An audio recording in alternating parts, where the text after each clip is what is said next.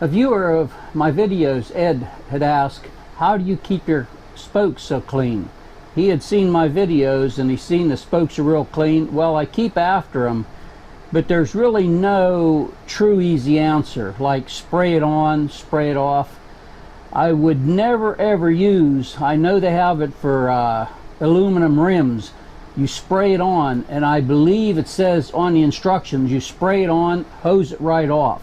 It's a mild acid, because you'll notice a guy has a beautiful truck, keeps after it, and you look at the rims and they're kind of eight, there's like marks on them. My sister-in-law one time asked me about her rims. They were like that, had the marks, and she said, what's that from? How can I take care of that? And I told her, you use that stuff you put on and then hose off? She said, yeah. And I said, and you think it's soap, so you leave it. Well, it's better if it soaks. It's not. You have to get that off immediately, because it'll eat into it, and I've seen a lot of rims like that. And I told her, I said, that's what it is. The only fix I would know is you'd have to take them off, completely clean them, get Bondo or something, fix because it's down in, you'd have to fill it, and Bondo might not even be good. JB Weld, the two that you mix, there's the red and black and yellow and black. I'd use yellow and black. You could put it in there, heat it a little bit, and just do a little bit at a time, sand it, paint them. That there, I mean, you really kind of ruined the rims. I mean, they're nice to clean quick. You got to keep after them. But for spokes for a motorcycle, I do mine. I have the lift where I can put it up so I can get right at it in the front and back. And I'll show you exactly what I recommend. I think I've talked about it on some other videos. It's like back in. It's not the title, so you might not be able to find it. And he also said he has like a crust on his. Well, that's because they haven't been cleaned for so long.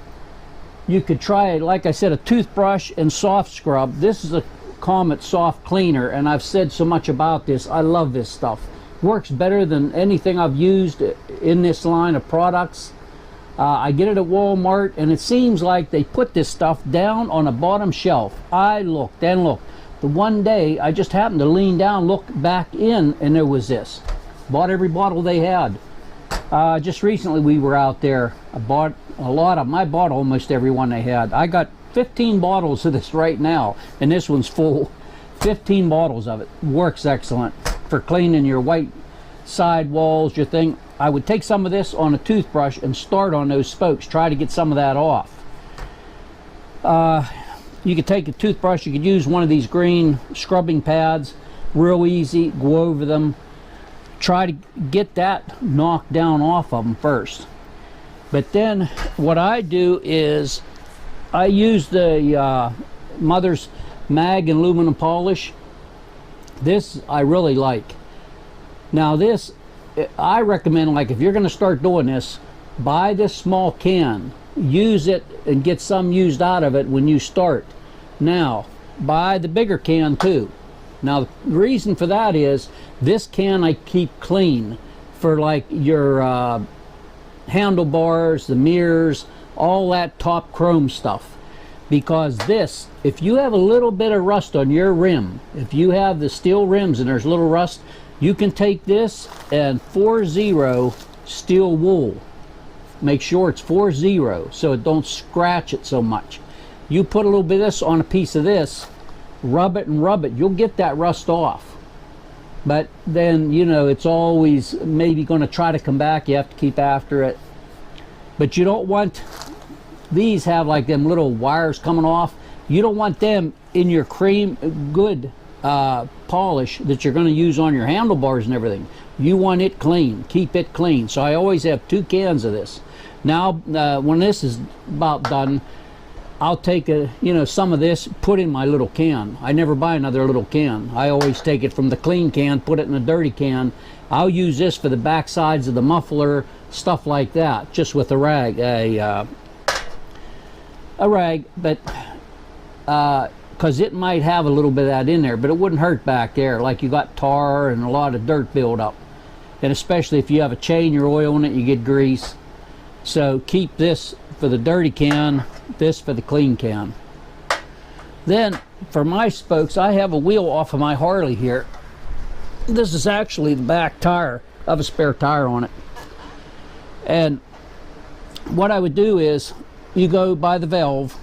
I think this is side valve over here. I start here and go one way or the other so I know when I get around. I'll clean it with the mother stuff. And what I do is, I don't do a part, wipe it down. Do a part, wipe it down. You know, I use microfiber cloths. What I'll do is I do the whole thing on one side, the whole thing on the other, because if a little bit of that stuff dries, it'll come right back off. Then I take a clean cloth and go all over it and buff it up. Makes it easier. And what I found was, I bought these at a place, you might find them at the auto parts. I bought these at a place that used to be an auction place, but now they just sell stuff cheaper. It's kind of like you know, an auction place, but they don't have auctions. You just go in and buy it. And they had a bunch of these. They have them in different sizes. This one's round. This is like cone shape. They have a bigger one, a smaller one. And what I do is, I'll use this on some of it. And what I have made is, on this one, this is a smaller one. This is the one that really fits. You can see this one's bigger. But I took a piece of aluminum rod. You can buy this in the at hardware where they have metal. And these don't have a threaded end. They're just a smooth end on them.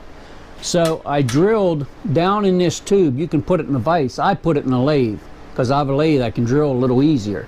But you can put it in a vise and drill down in there, drill a small hole, and then work your way up. You want it a little smaller than this. Then put some red Loctite on it, tap it down in there. Then this, I turned this to put in a drill, but I mean, you could just keep it straight. And you can see about the size of it, just so it's about this size here. Now I can put that in the drill and I can get in here between a lot of stuff. Now they have the ball, and I've seen a lot of guys say they use the ball, like Walmart has the big ball, the little ball. It's round, you put your chrome stuff on it. They say it don't work, it flings it all off. Well, that's because they put this in their drill and they hit at high speed. You can't. You need a variable speed. You go real slow, so that stuff. So the first time I use this, it's fluffy. I take my clean stuff and I rub it on there with my finger. Then I go in and I'll work maybe on the outside of the rim to start with, to get this impregnated with my cleaner. And I'll go slow and I'll start getting in between. Then every so often I'll just take my finger in that and wipe it over the outside, go again. But go slow. Have this turning slow so that that stuff isn't flying everywhere. And you'll see you can get a lot of nooks and crannies. The rest of it, you got to get your finger in there, microfiber cloth with the chrome cleaner, and just start rubbing and rubbing. Then, like I said, I do all that. Then I get it done. I go in with a clean one, and like your shoe shine in it, and finger, just wherever you can get it.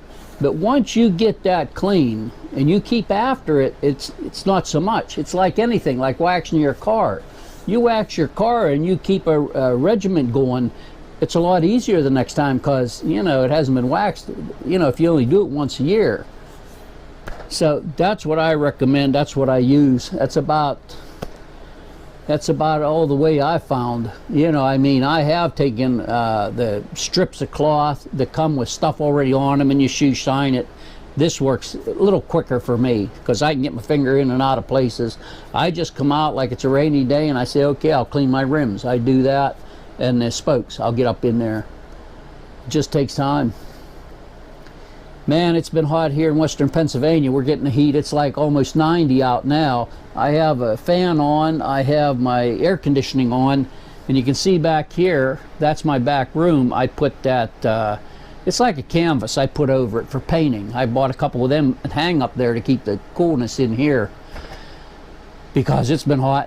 I know it'd be hot out here, brutal. I mean, you open the, if I have my plastic doors on, I call them plastic doors, and it keeps the coolness in, and it's so much better. Like I see a guy in Florida, I had told this before, I see him working in his garage, sweating, dripping, it's hot down there. They say, well, it's a dry heat. No, it's hot. And he works and he's dripping with sweat in it. I don't understand why you don't close your door. You like to look out. That's why I have the plastic on these frames I made. Clear plastic from Walmart. Man, is that nice. I can look out and see. And then I have a canopy I put up out here to keep the sun off the front, because when it comes around, like right now it's coming around, it'd be coming in here blasting you. Man, it puts out the heat. So I got my canopy up there to protect that. But I don't know why in the world he wouldn't put an air conditioner. And you can see in his garage there's a window over there. Put an air conditioner in there. Put it permanent, you know. And you go in your garage and then, like I said, make frames. He could pull the frame right in, you know, 2 of them so they're easy to handle. Put it over your inside of your garage door or wherever on the outside of the door, really. Because I can leave these up and close the door. They're right on the outside. They're a press fit. I just bump them into place. Been working great for years like that. I used to have screens on those first for coming out here at night. But then I thought in the winter, I got the furnace running. I got a furnace in here. I could put these plastics and look out. Man, that's nice. You know, you're not all closed up. So that has been working great. And I mean, it's nice to come out here and work. I put the air conditioner on. I got a big TV and it brings in music. Copyright, you can't have music on. So for everybody's pleasure, free, what do you call it? Free music. For your audio senses, you're welcome. So you can't even sing happy birthday. It's copyrighted. You go to this one place and it's your birthday, they give you a free hamburger. They went, happy birthday. They can't sing the happy birthday song. I'm like, you know, this is crazy, but hey, it's copyrighted. You can't do it. Make my own damn music. See how they like it. So Ed, that's all I can tell you is try to find these or get that little ball at Walmart, put it on a rod and you can get up in there and you can get a lot of it. You just take your time and stick it in there and just keep, you know, turn it slow, because everybody loads it up, hits it high. Man, that stuff flies everywhere. Well, you can't do, you start out slow, you know, a little slow on it. Oh, yeah. So, have a good day. And I got a video coming up I'm going to make. And it's about strange happenings. I always tell about strange stuff that happens, like the popcorn story. And it's just some strange things happened recently, and it's like, I don't believe it. The strangest one was the one I had on about my dad. He passed away years ago, and I had a video on about it. I might reload it. I still have it. I took a lot of videos off. I wasn't going to make any more, but I don't do them like I used to. But if I have something interesting or somebody asks me something, I'll tell about it. One I should have kept was on my nephew's V-Star. There is, and I think the Suzuki Boulevard is the same. They have a starter clutch. It's a one-way clutch. Inside the one on the left side, under the cover of the motor, you have to open it up, drain your oil. Because my nephew had it gone bad, so we looked and we tore it apart, figured out what it was, how it worked. I don't think anybody on there really explained it on YouTube. But we got into it here. We could buy, and you need a special tool. Well, 2 really. One's like a big strap wrench. And I made one out of a timing belt for him for that. But the other tool we needed to take that apart. And he got the tool and a new part and a gasket and everything for like $90. Put it in, worked great. Because he kept saying it's a starter.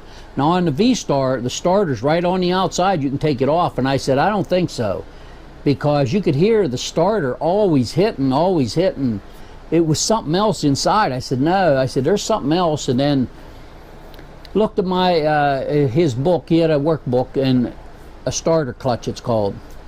So $90, shipped right to his house. Put it in. Took us a couple hours because we hadn't done it before. Wasn't sure. Took our time.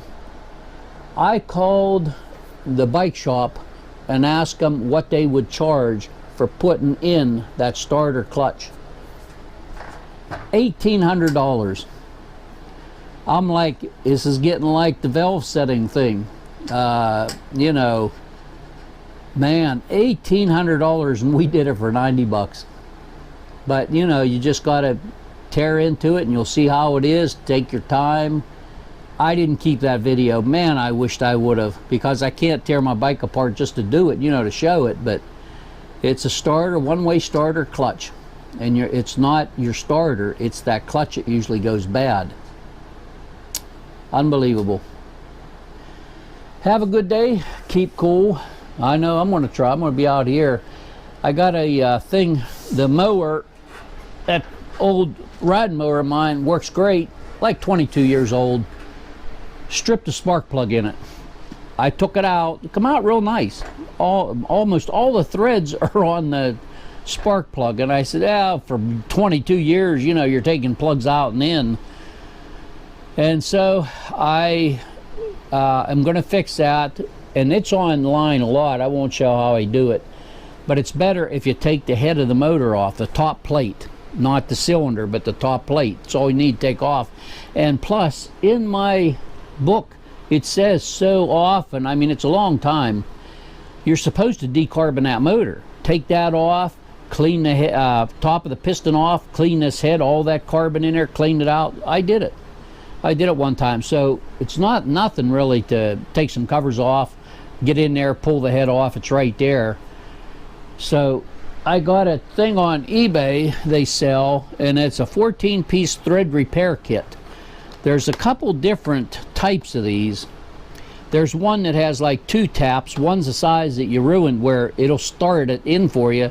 Then it goes to a bigger one that you keep cranking and backing off, lube it real good. And then you have new threads, and then they give you these little things, look like a spring. It's a helicoil you put down in that makes it back to your size. This kit just gave me the drill bit to drill it bigger, then the tap, then the tools to put these helicoils in. And I've seen these used at work where I used to work. That's a tool to put it in. I believe this is to punch the end of it out when you're done. And there's a drill and tap that I would use. And you have to make sure you know the size of your plug. A standard is like this, 14 millimeter by 1.25 millimeter. The 125 is the size of the threads. The 14 millimeter that's the size of the plug. And these, they give you a whole bunch different, they're all for that size, but some are longer than others. Whatever you need for yours. I can't get this open. Anyway, they're in there. You can see some are longer than others, and they have a little piece across there that lets you put it down in when you're done. You poke this and it breaks it off, and then that makes the new threads for your plug. And there's a lot of them on line about doing that. A good one is Mr. Pete Tubal Cain. If you, I don't even know how you spell Tubal Cain, but he does a lot of machining. And if you'd put in Mr. Pete spark plug repair threads, and it should come up. And he shows it really good. But there's a lot of other ones with lawnmower repair, and they show how to do it and how to use it. Each is a little bit different. So I got to do that later today. I want to get that done. So keep cool.